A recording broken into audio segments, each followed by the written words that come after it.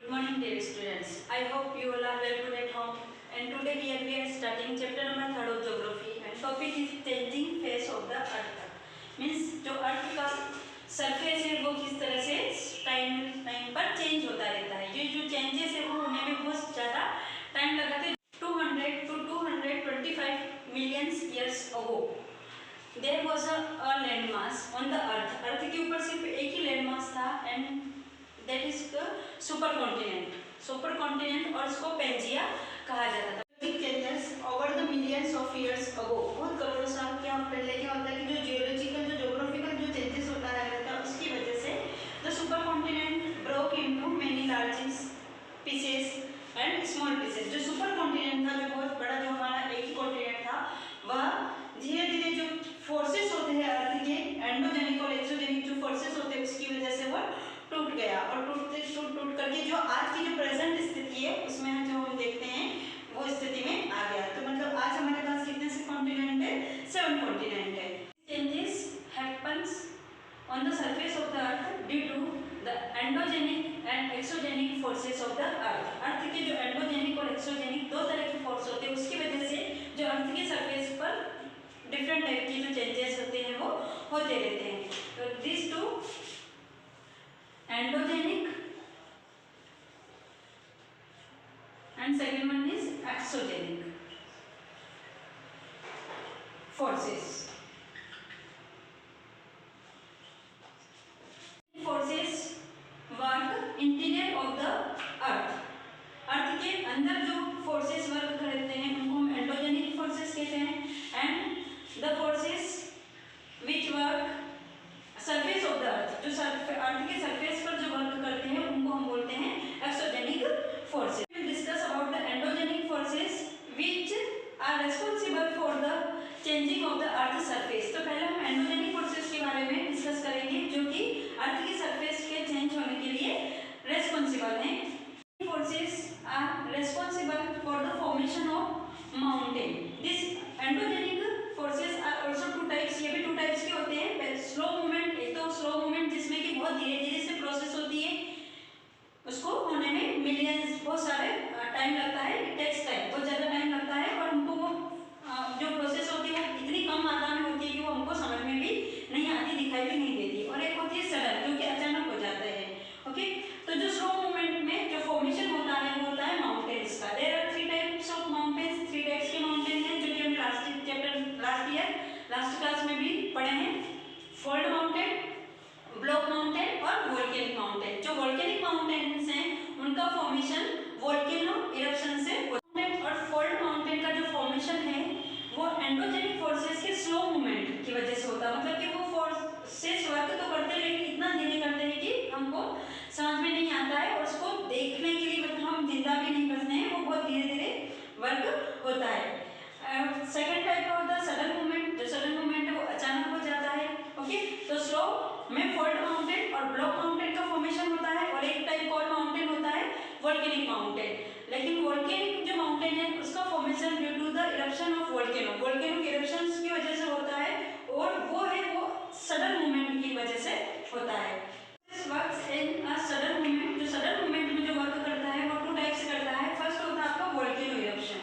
Okay, ज्वालामुखी का फटना. Volcano eruption में what is a volcano eruption? Volcano eruption में क्या होता है कि जो अर्थ का एक पार्ट होता है, जो लो अर्थ के अंदर बहुत ज़्यादा जो हॉट मटेरियल होता है, वो मटेरियल जब अर्थ के ऊपर एक होल बना करके बाहर निकलता है तो उसको हम बोलते हैं वोल्केनो इरप्शन.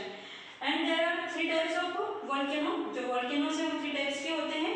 पहले होता है एक्टिव वोल्केनो. एक्टिव वोल्केनो वो होते हैं जो कि कभी भी इरप्ट हो जाते हैं, सोर्स के बार बार इरप्ट होने के चांसेस होते हैं. सेकेंड टाइप के होते हैं डोरमेंट वोल्केनो. डोरमेंट वोल्केनो में वह इरप्ट होते हैं लेकिन बहुत ज़्यादा सालों में और इसलिए इसको स्लीपिंग वोल्केनो भी कहते हैं क्योंकि उसके वापस इरप्ट तो होंगे लेकिन बहुत एक ड्यूरेशन के बाद, लंबी ड्यूरेशन के बाद होंगे. और थर्ड होते हैं आपके एक्सटिंक्ट वोल्केनो. एक्सटिंक्ट वोल्केनो या फिर इसको हम डेड वोल्केनो भी कहते हैं. इसको डेड वोल्केनो इसलिए कहते हैं क्योंकि ये एक बार इरप्ट होने के बाद दूसरी बार उसके इरप्ट होने के कोई चांसेस नहीं होते हैं. तो there are 3 types of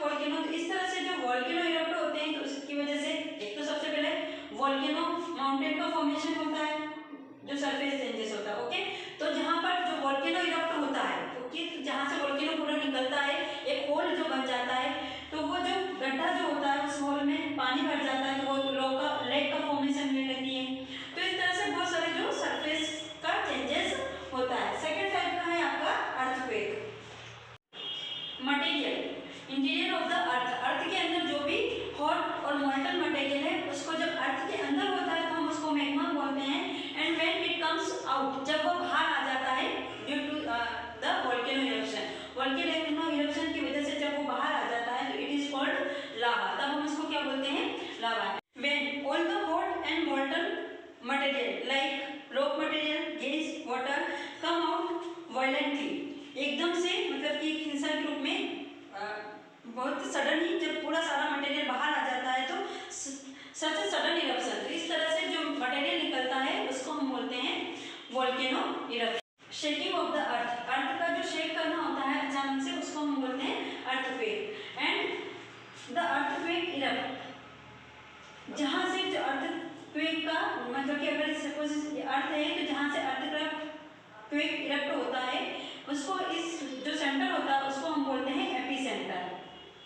okay, and the frequency और इंटेंसिटी ऑफ दिस अर्थक्वेक, इस अर्थक्वेक की जो इंटेंसिटी है मतलब कि कितनी तेजी से अर्थक्वेक आया है उसको इंटेंसिटी को मेजर करने के लिए जो स्केल होती है उसको हम बोलते हैं Richter scale. When this earthquake occurs in seas, जब समुद्र में यही अर्थक्वेक होता है तो इट इज कॉल्ड सुनामी। जब यही अर्थक्वेक अगर समुद्र में होगा तो समुद्र में होने की वजह से जो उसकी वेव्स हैं, जो उसकी लहरें हैं वो बहुत ऊंची ऊंची उठेगी और उसकी वजह से जो बाढ़ आती है बहुत तेजी से, जो बहुत इंटेंसिटी के साथ जो बाढ़ आती है तो उसको हम क्या कहते हैं, tsunami.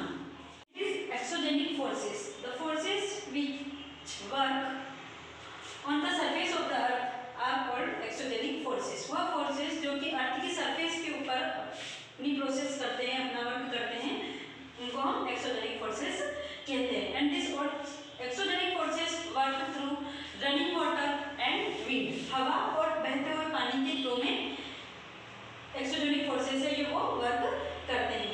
How the running water and wind help in the exogenic forces में किस तरह से हेल्प करते हैं, now we will discuss about it. Water and wind perform some actions. First is weathering. Weathering is a process in which the rocks break on its place.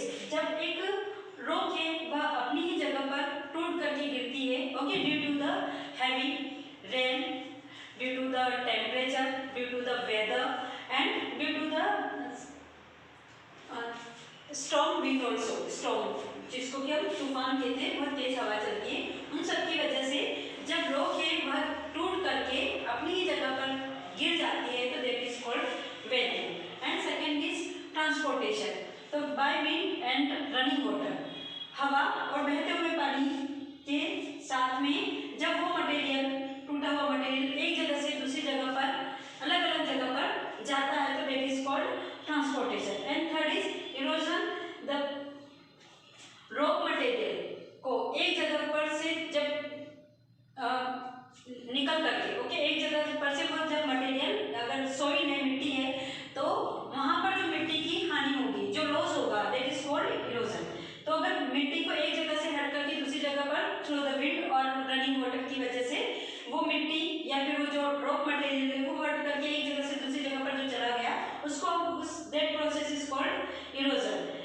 उसका जो loss होता है वहाँ पर that is called erosion. And fourth one is deposition, तो जो material through the running water and wind, the material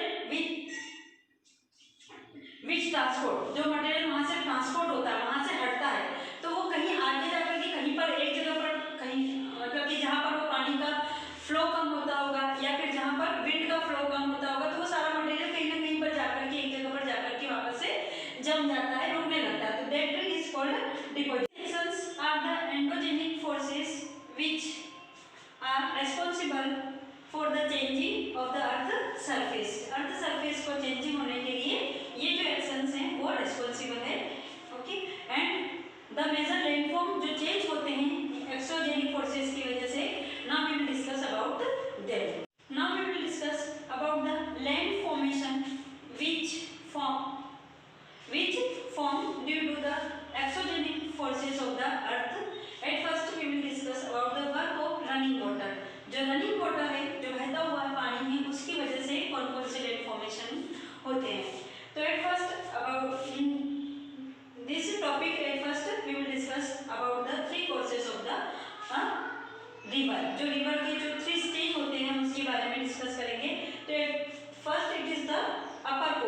इसको upper course भी कहते हैं, and it is also known as the youthful stage, youthful stage भी कहते हैं। और youthful stage is a place from where a river originates.